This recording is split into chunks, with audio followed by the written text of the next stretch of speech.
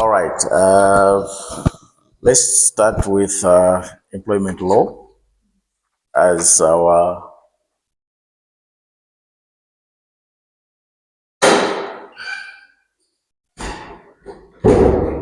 So under employment law, question number one was in 1964, the decision of the court in the case of Ridge versus Bedouin, which led to the development of employment law, was that the employer could hire and fire without giving an employee an opportunity to be heard. With relevant examples, discuss the three grounds into which such dismissals can take place according to Lord Reid in the case cited above. Okay? So this one, I'm used to stand as a teacher. So this one I was just expecting you, and it is right away in front of your first slide. Your first slide, it is there. So what I was expecting from you is that you mention the three cases, three areas where a dismissal can take place without being heard. The first one was what, if you can remember? Should I remind you? The first one was that in a case where in a relationship is a master and servant, this is where an employer can dismiss someone without hearing from him. So I wanted you also to cite an example. You could give an example to say, for example, a case by any case that would have given me, I would have accepted it. Or maybe a scenario somewhere else, I would have accepted. But some of you only went ahead and say, yes, a master-servant relationship where an employer could hire and fire, full stop. That's what you described, but not giving an example. So when you don't see more marks, it's because some of the areas, some of the parts of the question has not been answered, right? So this is an area number one. This is a case number one whereby employer can dismiss someone if the relationship is a master and the servant. Number two is the case of an office held at pleasure, for instance, that of a cabinet minister, where an employer could hire and fire as well. In this case, we're talking about a president. A president has got all the powers to fire and hire a minister, all right? You could give an example of the cabinet ministers that we have had before.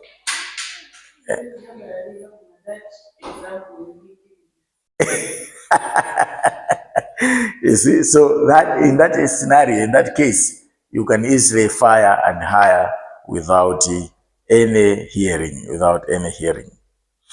And then another dismissal that can take place is from an office where there must be something against an employee to warrant his dismissal. For instance, contracts governed by statutes. I also gave an example of a place where members of parliament can vote a vote of no confidence. So if you have voted for a vote of no confidence, that dismissal is obvious, right? That dismissal is obvious. You cannot, you are not guaranteed, or you're not given a chance to be heard. You're not given a chance to be heard. So that's all that I was looking at.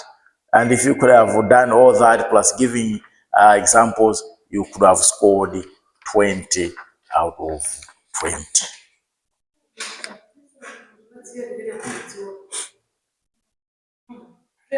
I think this revision is much better than putting Muzuona Musibangoje. Hey, this is much better. This is much better because the way you described it, it's not the way she described it. Only for me, I was just getting what is it making sense here. That's it. You see, yeah. So you may not have the same answers, and even the answers that you have written down may not exactly what I'm saying here. Yeah, so I was just getting the senses that were there and therefore give you marks accordingly. Then question number 2 was about discuss the differences between a worker, an employee, and a self-employee. This one too was a very straightforward question, and we had discussed about it. We have been saying that a worker is any person who is working, but there's no written contract. You remember that? Yes. Yes. While an employee is someone who is working, of course, for the same reason, getting money, but his contract is a written contract. So you could give examples. Could give examples to say, for example, so is an employee, and this one is getting salary, and his contract is a written contract. While people like those that are working under construction, most of them are not employees. They are just workers. They work today and then they get their payment and so on and so forth. While a self-employee is someone who is doing his own business, is doing his own business and is owning a company, an organization. And this is a self-employee. But at the end of that, you say he does not need a contract, but a situation where he is supplying like stationery, supplying something like food. He has to sign a contract between his organization and the organization of the other party, right? So that part, most of you missed that part. Missed that part. So that was question number 2.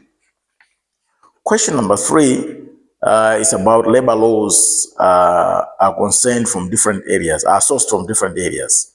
With tangible example, discuss 4 sources of these laws, 4 sources where these laws are coming from. Under this one, it was very simple.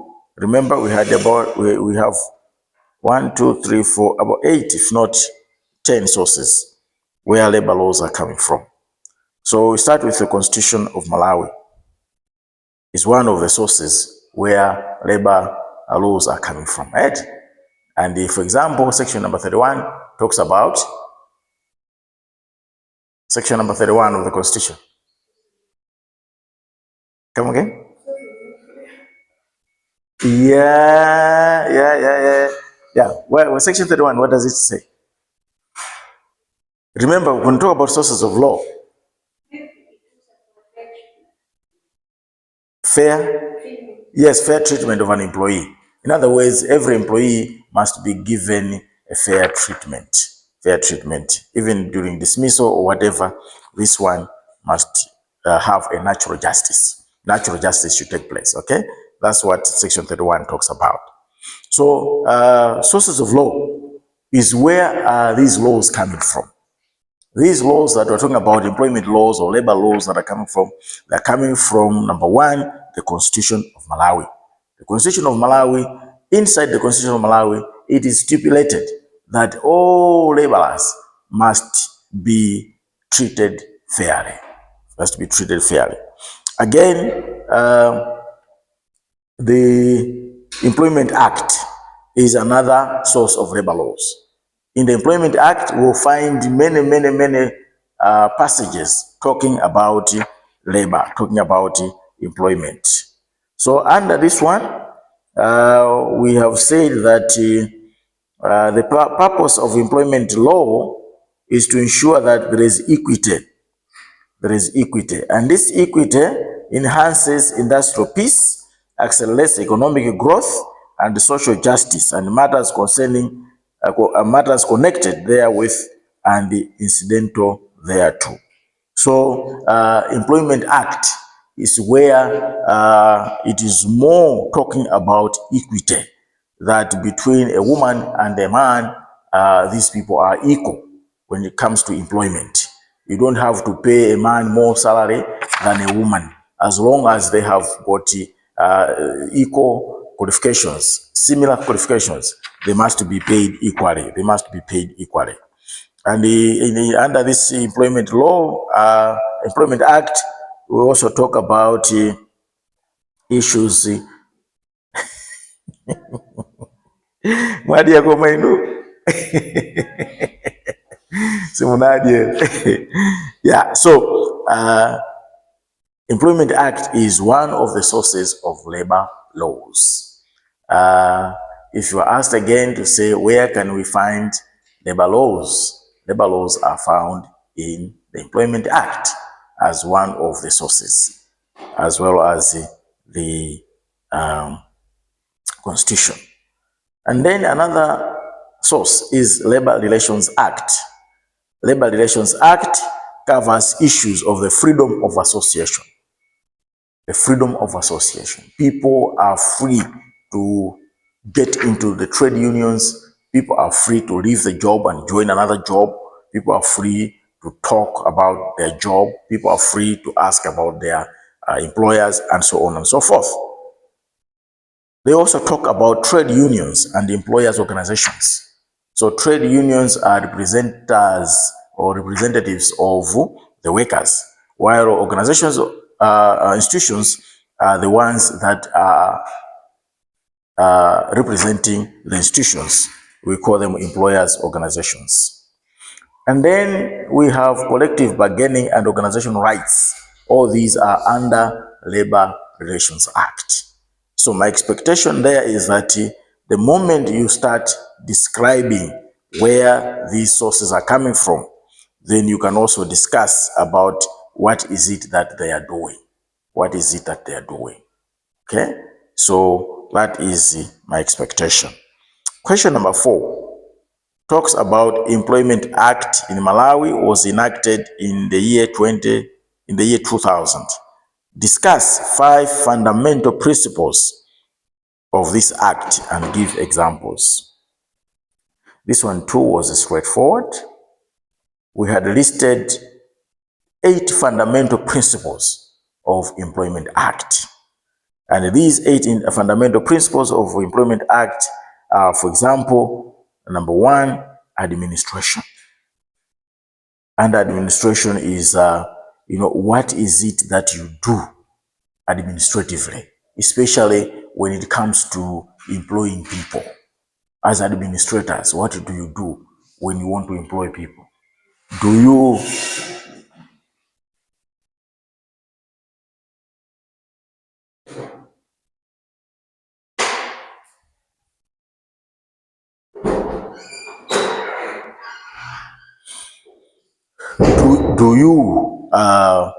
just get people from your home village, your relatives, your brothers, your sisters, to join the company? No. So these are some of the things that we must do administratively when we are employing people. Issues of employment of young people. The fundamental principle of Employment Act is prohibiting employers to employ young people. Who is a young person? Who is a young person? Under 18, not 16. Mubwelera sombuyo bwanji.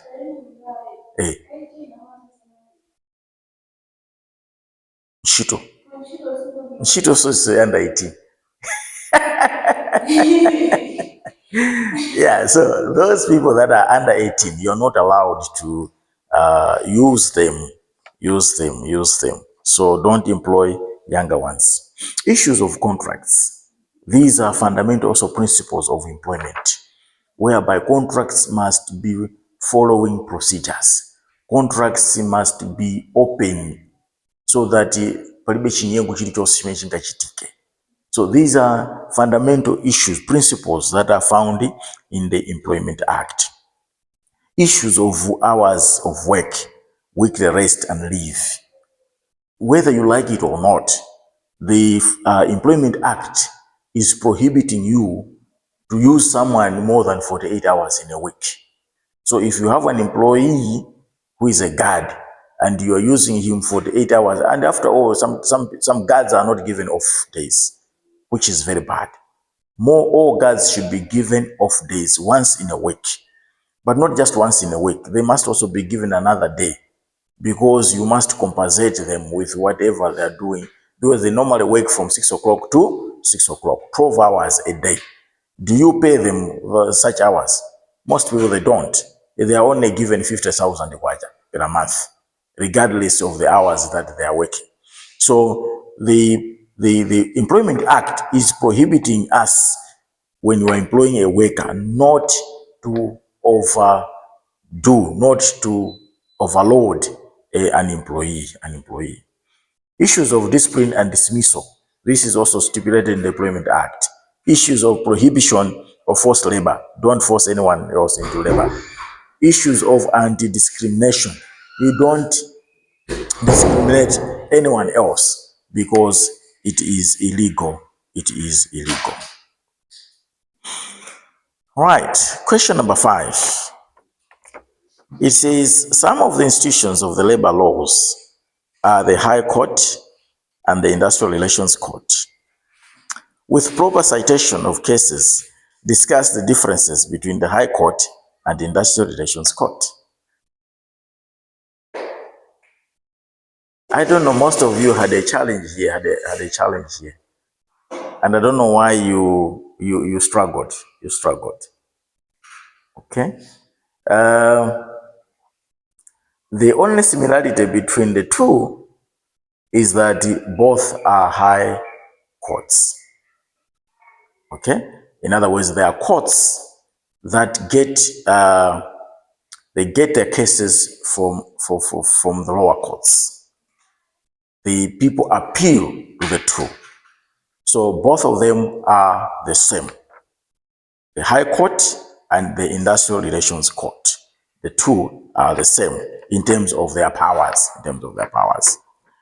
So when we talk about the High Court itself, is a court, number one, that receives cases from the lower court. This one is from the magistrate court. I think in the magistrate court, there are first magistrate court, second magistrate court, and then into the High Court. Now, but also the High Court deals with civil cases. Okay, civil cases are cases that that case goes there. But not only civil cases, also criminal cases. If the criminal case is high in nature, it goes to the High Court. It goes to the High Court. Also, High Court deals with the cases that are regarded as high-profile cases. Okay, a good example would be like what? A high-profile case that was referred to the High Court from the magistrate court. Yes, a case which is well known. Yes, yeah, president. Yeah, VP. Yeah, vice president. Satara case. So this case went to the magistrate court first. And from there, it was transferred because it was regarded as a high-profile case. So it was transferred from the lower court to the High Court. So the High Court is the one who dealt with that one.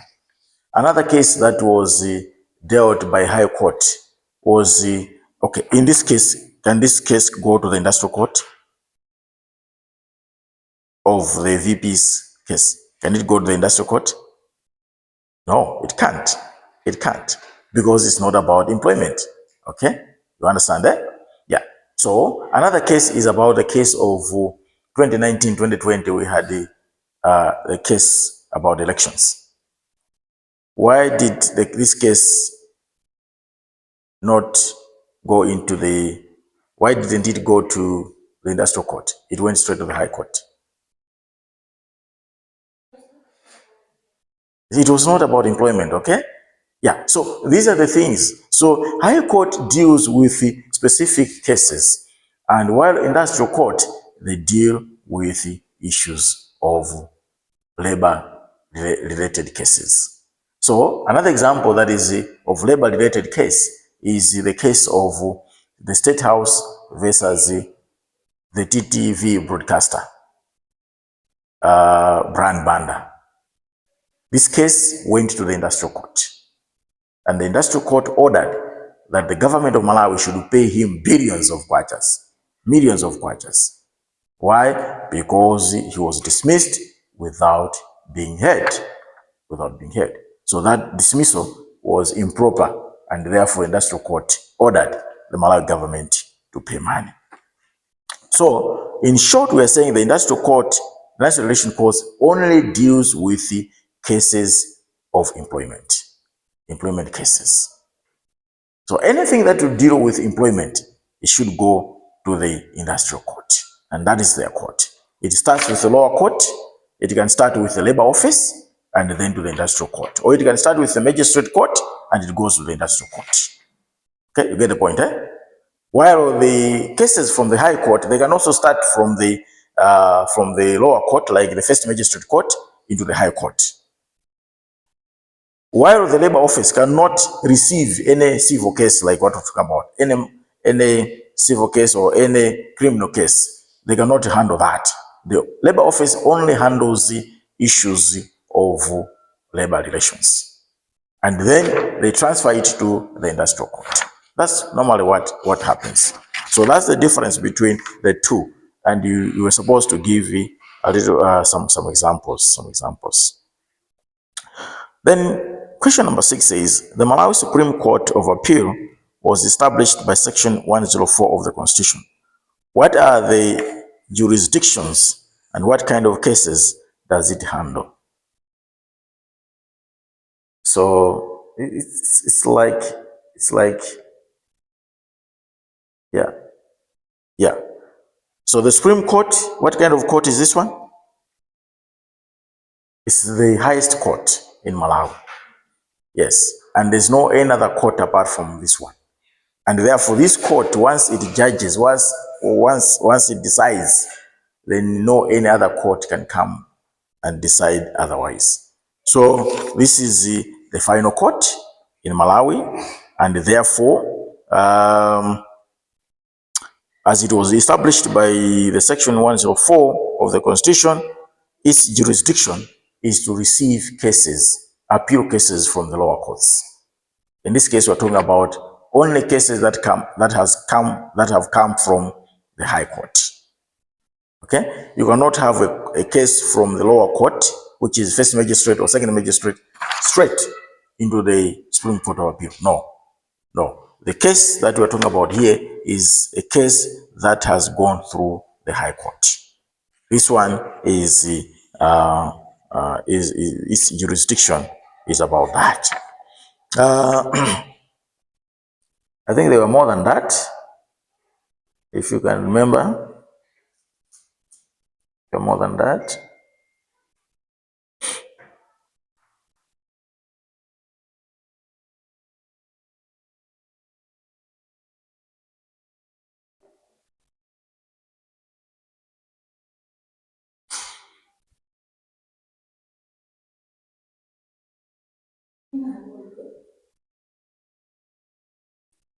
Yeah, we had more than that. It also handles cases like constitutional matters. It also handles cases of constitutional in nature.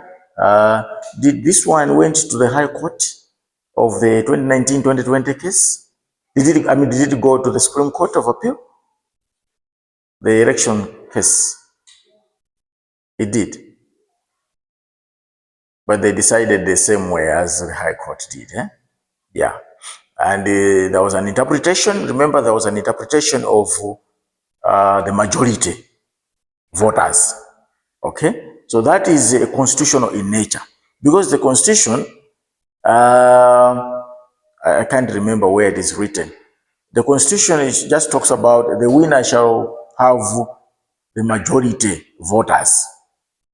But then the court interpreted the majority voters being 50 plus 1. That's the majority. Because if you have 37% voters, then that's not majority.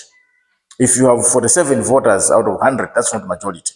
So to the High Court as well as the Supreme Court of Appeal, they said when we talk about majority, we're talking about 50 plus 1. So that is an interpretation. So it also deals with that. It also deals with civil disputes. When wina wakangana ndi mzake chanchan kani imapita ku civil, ku Supreme Court. Then criminal appeals as well, administrative laws issues, and so on and so forth. All these cases can go to the Supreme Court of Appeal. And go to the Supreme Court of Appeal.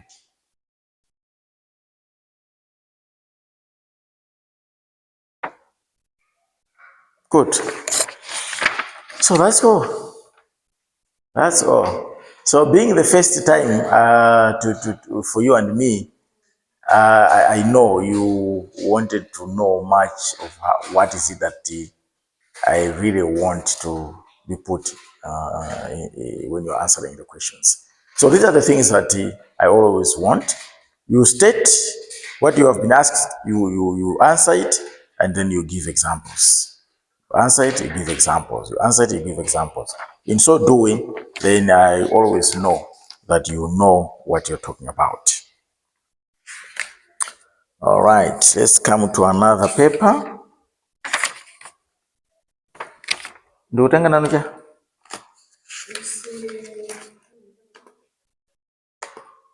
capital management.